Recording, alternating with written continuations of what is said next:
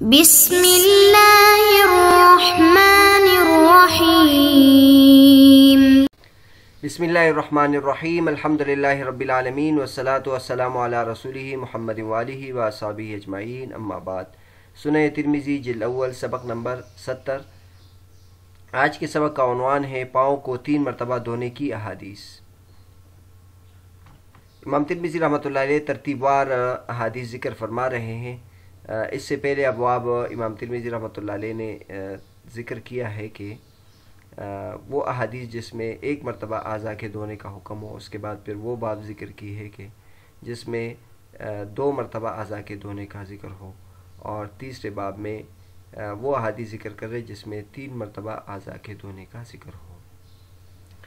چنانچہ فرماتے ہیں باب ما جاء فی الوضوء ثلاثا ثلاثا، وبه قال حدثنا محمد بن بشار قال حدثنا عبد الرحمن بن مهدي عن سفيان عن ابي اسحاق عن ابي حية عن علي ان النبي صلى الله عليه وسلم توضأ ثلاثا ثلاثا، وفي الباب عن عثمان والربيع وابن عمر وعائشة وابي أمامة وابي رافع وعبد الله بن عمرو ومعاوية وابي هريرة وجابر وعبد الله بن زيد وأبي.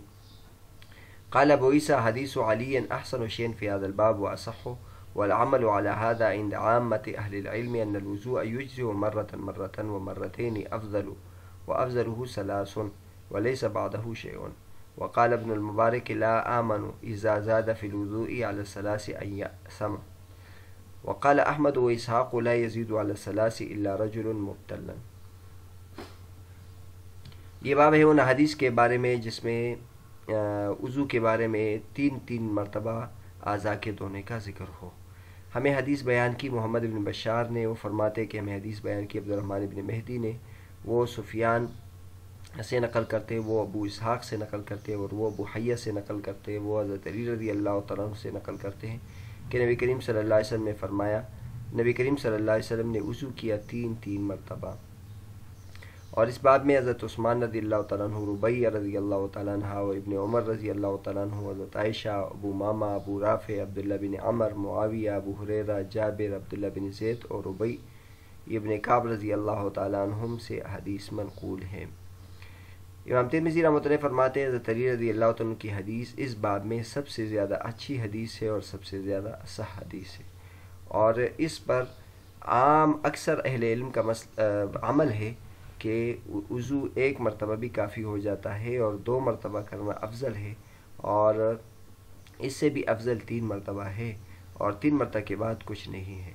عبداللہ بن مبارک رحمۃ اللہ فرماتے ہیں کہ مجھے اطمینان نہیں ہے کہ اگر کوئی شخص 3 مرتبہ سے زیادہ وضو کرے کہ وہ گناہگار ہو، یعنی وہ گناہگار ہوگا، لیکن اس کے بارے میں پورا یقینی ہے کہ وہ گناہگار ہوگا کہ نہیں، لیکن یہ یقینی بات نہیں ہے۔ اور امام احمد رحمۃ اللہ، امام اسحاق رحمۃ اللہ فرماتے ہیں کہ 3 مرتبہ سے زیادہ وہ شخص کرے گا جو مجنون ہو اور بیمار ہو۔ تو بہرحال یہ تیسرا باب ہے جس میں امام ترمذی رحمۃ اللہ علیہ وہ حدیث ذکر کر رہے جس میں 3 مرتبہ اعضاء کے دھونے کا ذکر ہو۔ اس بارے میں حضرت علی رضی اللہ عنہ کی حدیث انہوں نے ذکر کی ہے، اور حضرت علی رضی اللہ عنہ کی حدیث ذکر کرنے کے بعد امام ترمذی رحمۃ اللہ فرماتے کہ یہ جو مضمون ہے یہ کئی صحابہ کرام سے منقول ہے، چنانچہ عثمان رضی اللہ عنہ، ربیع ابن عمر، عائشہ، ابو امامہ، ابو رافع، عبداللہ بن عمر، معاویہ، ابو ہریرہ، جابر، عبداللہ بن زید اور ربیع ابن کعب رضی اللہ عنہ سے حدیث منقول ہے۔ یہ احادیث اگر آپ نے تفصیل کے ساتھ دیکھنی ہو تو اس کے لیے کشف النقاب دیکھ لیں، اس میں یہ تمام احادیث ذکر کی ہے۔ اس کے بعد امام ترمذی رحمۃ اللہ علیہ نے حضرت علی رضی اللہ عنہ کی حدیث پر حکم لگایا ہے کہ وہ اصح ہے، اور ان تمام حدیث سے سند کے لحاظ سے قوی ہے۔ اس حدیث کے حکم میں شیخ شعیب ارناؤی فرماتے ہیں صحیح ہن، حضرت علی رضی اللہ عنہ کی جو حدیث ہے یہ درجے کے لحاظ سے صحیح ہے۔ وَأَخْرَجَهُ بِأَتَمَّ مِمَّا هُنَا ابو داود، اس سے زیادہ مکمل حدیث حضرت علی رضی اللہ عنہ کی ابو داود رحمۃ اللہ علیہ نے، نسائی رحمۃ اللہ علیہ نے ذکر کی ہے، اور خود ترمذی شریف میں بھی آگے آ جائے گی 48 اور 49 نمبر حدیث میں، اور مسند احمد میں بھی یہ حدیث ہے۔ اسی طرح اس حدیث کو دو حافظ الحدیث نے صحیح قرار دی ہے، ایک ابو علی ابن سکن نے اور ایک ابو عبداللہ محمد ابن عبد الواحد المقدسی نے. اور ابو محمد عبد الحق الاشبیلی نے اپنے احکام میں اس کو ذکر کیا ہے اور اس سے خاموشی اختیار کی ہے، اور خاموش ہونا یہ ان کے نزدیک ان کا خاموش ہونا یہ تصحیح شمار ہوتا ہے. ابن سید الناس نے اپنی شرح میں یہ بات ذکر کی ہے. اس کے بعد امام ترمذی رحمۃ اللہ فرماتے ہیں کہ اس پر عمل ہے اکثر محدثین کا اس بات پر عمل ہے کہ ایک مرتبہ دھونا بھی کافی ہو جاتا ہے، لیکن 2 مرتبہ دھونا افضل ہے، اور اس سے بھی افضل 3 مرتبہ دھونا ہے. لیکن 3 مرتبہ کے دھونے کے بعد 4 مرتبہ یا 5 مرتبہ نہیں دھونا چاہیے. تو اس میں امام ترمذی رحمۃ اللہ نے گویا اس حدیث کی طرف اشارہ کیا ہے جس میں حضور صلی اللہ علیہ وسلم نے فرمایا ہے هكذا الوضوء فمن زاد على هذا فقد اساء وتعدى وظلم. حضور صلی اللہ علیہ وسلم نے وضو فرمایا 3 مرتبہ، اور پھر فرمایا کہ جو اس سے زیادہ کرے تو اس نے برا کیا، اور اس نے حد سے تجاوز کی، اور اس نے ظلم کیا. لہٰذا امام ترمذی رحمۃ اللہ علیہ بھی یہی فرماتے ہیں کہ 3 مرتبہ سے آگے نہیں ہونا چاہیے. اس کے بعد امام ترمذی رحمۃ اللہ علیہ نے 2 اقوال ذکر کیے. ایک عبداللہ بن مبارک رحمۃ اللہ علیہ بھی فرماتے ہیں کہ 3 مرتبہ دھونے چاہیے، کیونکہ جو 3 مرتبہ سے زیادہ کرے تو مجھے ڈر ہے کہ وہ گناہگار ہو جائے. ان کے گناہگار ہونے سے میں مطمئن نہیں ہوں، یعنی وہ گناہگار نہیں ہوگا اس سے میں مطمئن نہیں ہوں، ہو سکتا ہے وہ گناہ میں پڑ جائے. لہٰذا بہتر یہ ہے کہ 3 پر اکتفا کریں. اور اسی طرح امام احمد اور امام اسحاق رحمۃ اللہ فرماتے ہیں کہ جو 3 مرتبہ سے زیادہ کرے گا وہ بیمار آدمی شمار ہوتا ہے. یعنی آپ دیکھ لیں جب آدمی 1 مرتبہ آزاد دھو لیتے ہیں تو عموماً 1 مرتبہ سے بھی وہ دھل جاتے ہیں، لیکن دوسری مرتبہ دھونے سے یقین ہو جاتا ہے، اور تیسری مرتبہ سے تو مکمل یقین ہو جاتا ہے. تو اس کے بعد پھر جو دھوئے گا تو شاید وہ شکی مزاج ہو اور وہ وسوسے کا بیمار ہو، تو وہ ہی آگے مزید دھوئے گا. اور باقی اس کے بعد اسراف ہے اور حد سے تجاوز ہے، لہٰذا حد سے تجاوز نہیں کرنا چاہیے. اور اس بارے میں نے آپ سے ذکر کیا کہ ایک حدیث شریف میں ہے کہ جس نے اس سے زیادہ کیا تو اس نے برا کیا، اور اس نے ظلم کیا، اور اس نے حد سے تجاوز کی. اس سلسلے میں مرقات المفاتیح کا ایک حوالہ ذکر کیا جاتا ہے.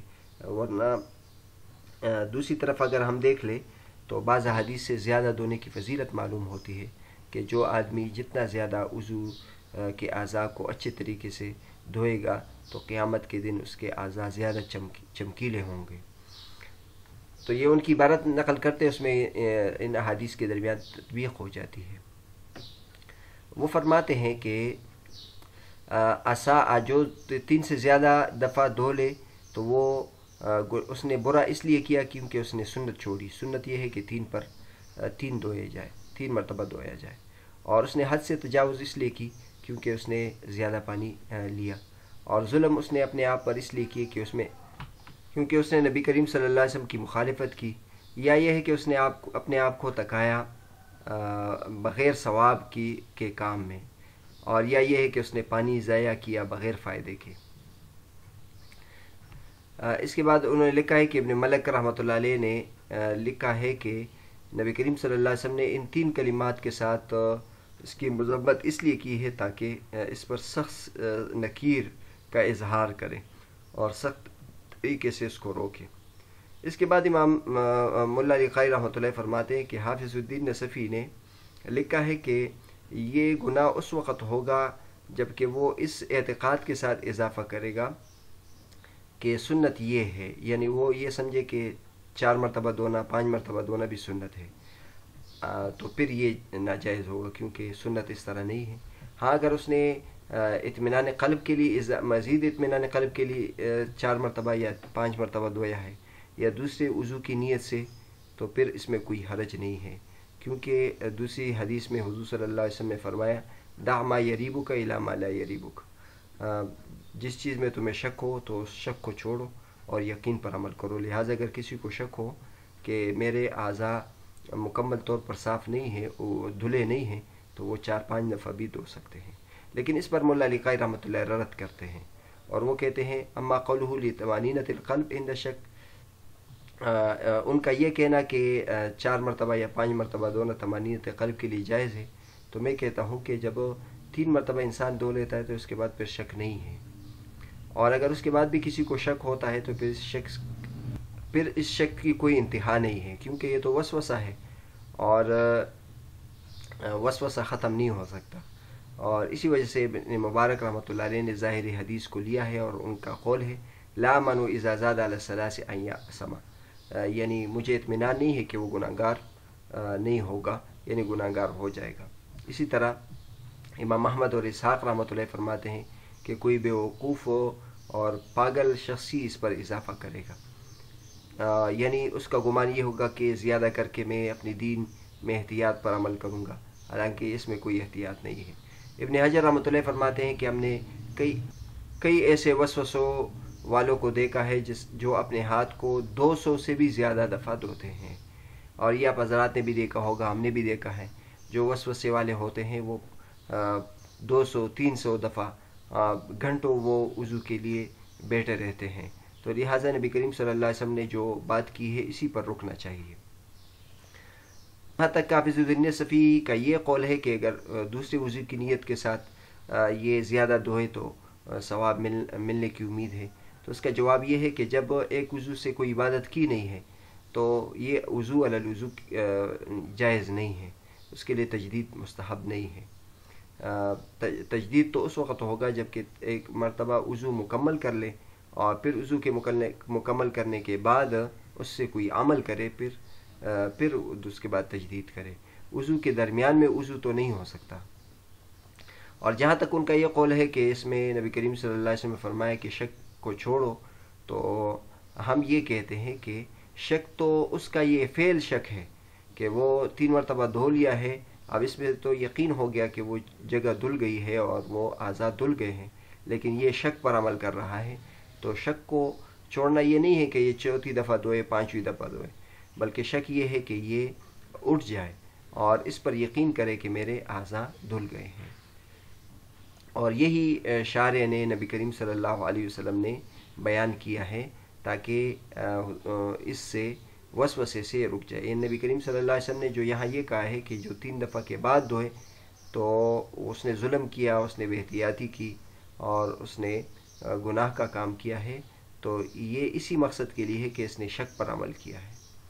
تو بہرحال آج کی حدیث میں ہم نے یہ بیان کیا کہ 3 دفعہ دھونا نبی کریم صلی اللہ علیہ وسلم سے ثابت ہے اور یہ سب سے افضل طریقہ ہے.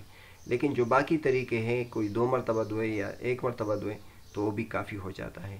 اس کے ساتھ ساتھ ہم نے اس پر بھی بحث کی کہ نبی کریم صلی اللہ علیہ وسلم سے 2 مرتبہ سے زیادہ دھونا ثابت نہیں ہے. باقی جہاں تک اس حدیث کا حکم ہے جس میں اطالۃ الغرہ کا ذکر آیا ہے، یعنی چمک کو اور زیادہ کرنا، یعنی حدیث شریف میں آتا ہے کہ جب انسان وضو کرتا ہے تو قیامت کے دن اس کے اعضائے وضو چمکیں گے. تو نبی کریم صلی اللہ علیہ وسلم نے فرمایا کہ جو چاہتا ہے کہ اس کے اعضائے وضو زیادہ چمکے تو وہ زیادہ اچھے طریقے سے دھوئے یا زیادہ مقدار میں دھوئے. تو زیادہ مقدار میں دھونے سے مراد یہ ہے کہ جو اعضائے وضو ہے اس کو اچھے طریقے سے دھوئے. مثلا کوہنیوں تک ہاتھ ہے تو کوہنیوں سے ذرا اوپر تک دھو لے. پاؤں میں ٹخنوں تک دھونے کا حکم ہے تو ٹخنوں سے ذرا اوپر تک دھو لے. اور اسی طرح چہرے کا دھونے کا ذکر ہے تو چہرے میں بھی ذرا اچھے طریقے سے اوپر اور نیچے اور دائیں بائیں اچھے طریقے سے دھو لے. تو یہ اس میں مقصود ہے، اس میں زیادہ مقدار میں دھونا مراد نہیں ہے.